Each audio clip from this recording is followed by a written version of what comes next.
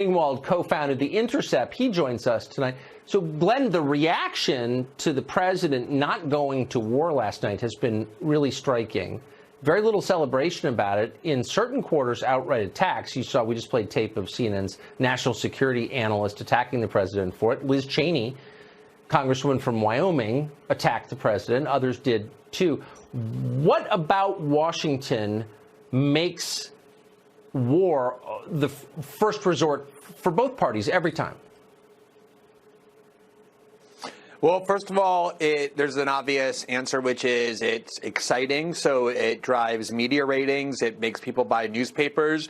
Adam Smith in The Wealth of Nations in 1776 wrote about how when a country becomes an empire, the people in the capital never get any risk from war. So Liz Cheney and Bill Kristol and David Frum and the people who cheer war are never put at risk, but they get excitement and purpose from it. They get kind of a feeling of power. Ben Shapiro on Twitter today said, let's show Iran that we can mash them. That's something that people say when they go through life feeling inadequate and without any kind of purpose or strength. So it gives people strength. And then there's also this much deeper issue that after the Iraq War, almost nobody other than Judy Miller, this single scapegoat, there was no accountability for the people who lied the country into the war. So you look at someone like Jeffrey Goldberg, who for The New Yorker was writing award-winning articles claiming that Saddam Hussein was in an alliance with al-Qaeda, making people believe that Iraq did 9/11. Is he out of journalism because of that? No, he's been promoted. He's the editor-in-chief of The Atlantic. You turn on MSNBC, there's Bill Kristol. You open up The New York Times, there's Bret Stephens, Mark Thiessen in The Washington Post. They're all embedded in Washington culture, the think tanks especially, and they only become important and enlivened when the U.S. is at war. They get all kinds of psychological, economic, and political benefits from it at everybody else's expense. If you claim that there was a direct connection between Saddam Hussein and al-Qaeda, 9/11 and Saddam, it's clearly untrue. How in the world could you stay in journalism? I mean, do you know how could Jeff Goldberg go on to run one of the most famous magazines in English?